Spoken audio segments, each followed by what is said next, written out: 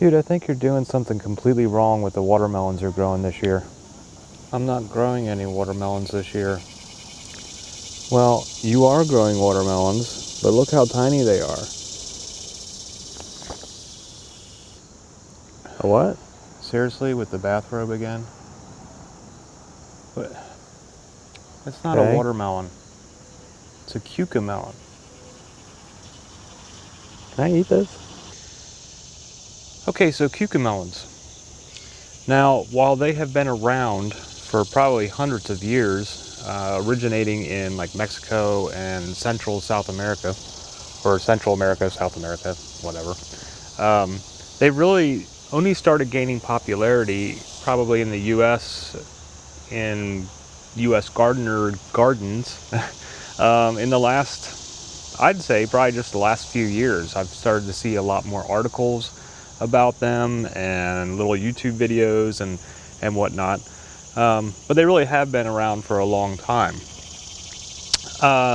They are in the same family as cucumbers and watermelon, but they are in a different genus. Remember from biology class, the classifications of animals, plants, whatever. You know, you got your kingdom, phylum, let's see, kingdom, phylum, class, kings play chess on.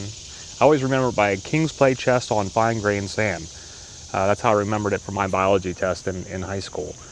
So kings play chess. Kingdom, phylum, class, order on fine, family, genus, species. There we go. So while cucumbers, watermelons, and cucamelons are all the same until you get down to the genus. And so what that means is you can actually plant watermelon or cucumbers around cucamelons and don't have to worry about them cross-pollinating. Because they're in a separate genus, cucamelons do not have the same types of pest problems or diseases that cucumbers have.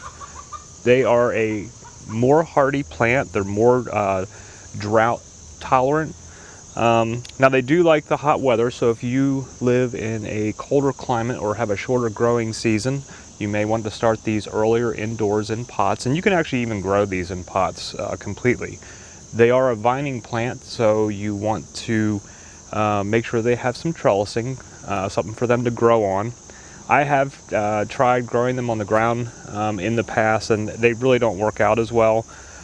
Plus, they end up being really hard to find, all the little cucamelons. So they are, you know, little tiny things, like this here, and I'll show some other close-ups on this, but they look like mini watermelons, but the flavor is more like a cucumber with maybe a bit of citrus, like a lemony or lime taste to it.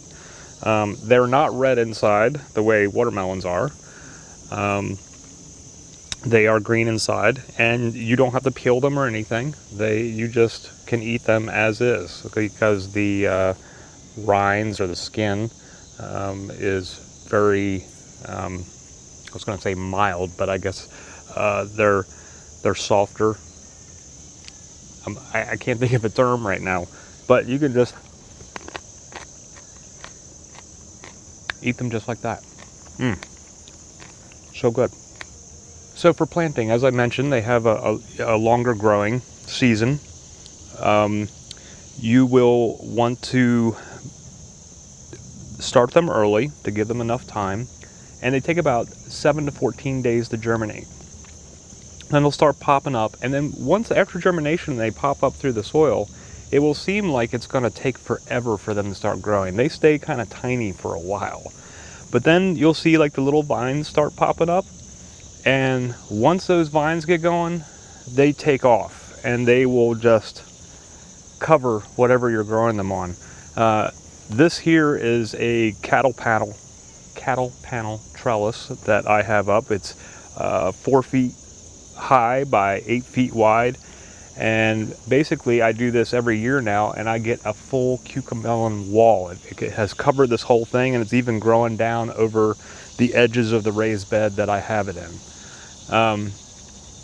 And then when you're picking them, because they blend in a lot with the leaves, so you kind of have to search for them sometimes.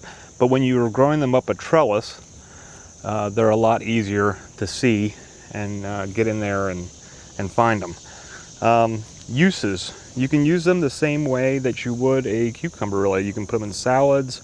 I mainly use them for pickling. They've been popular with a lot of our co-workers in the past.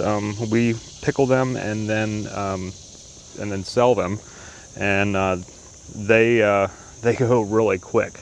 They're great snacking for if you do a dill pickle style. They go really well with that.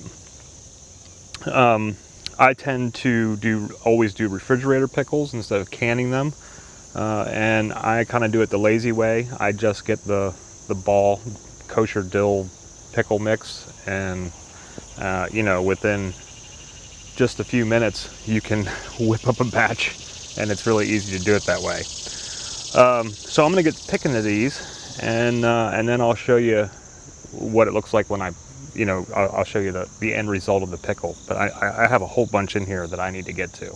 So I got some to get started here. And when you're harvesting them, you can actually harvest them at different sizes, really. But they're probably at their prime when they're about the size of a grape. That's when they get the most juice in them. They have a lot of health benefits. Cucamelons have lycopene in it, which is antioxidant. They got stuff like different minerals, vitamin C, vitamin K, fiber, plenty of good stuff that is good for your body. They go by different names. I mean, in the US we call them cucamelons normally, but like in Mexico and Central America they call them mouse melons, or they're also known as Mexican sour gherkins, and there's some other names for them. That is, a couple of their names are in Spanish, and I won't try to murder the pronunciation of them. But when I do them as pickles, I just do them in these little jars, and they are super good. Like, this is one of my favorite snacks, and especially since I had such a poor cucumber harvest this year and didn't have any to make pickles with. This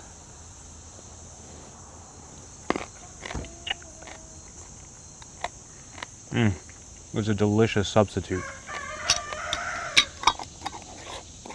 So, check out growing some cucamelons in your garden. I think it would actually be a fun vegetable to grow with the kids, and you know, because they're kid size.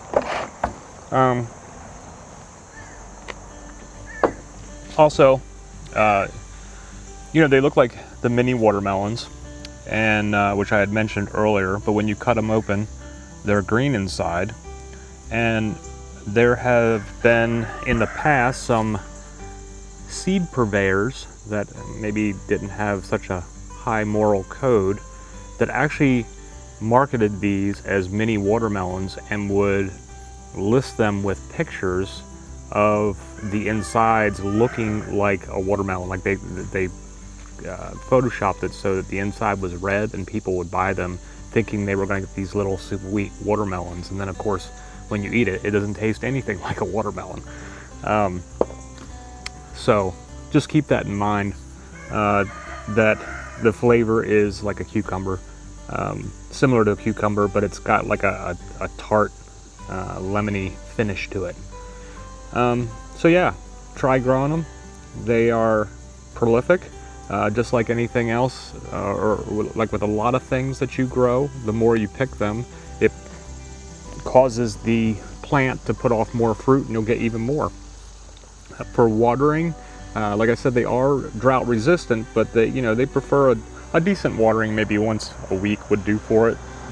Except for when you are germinating them, you will want to germinate them in a moist soil and keep the soil moist but not soggy until they're germinated and get established. And then once you've got some established vines, then you can back off, and just the once a week watering should do them fine. So that's it. Let me know if you have any questions about growing cucamelons. I've been growing them for probably about 5 years now. Every year they're one of our favorites. They're always a staple in our garden. So hope you found that interesting and helpful, and hope you subscribe to our channel. Come back and check out our other content. But whatever that you are doing in your homesteads, in your gardens, or wherever you are in your neck of the woods, I hope that you are having a great day. Namaste. Hey, can I get some of those pickles? Sweet.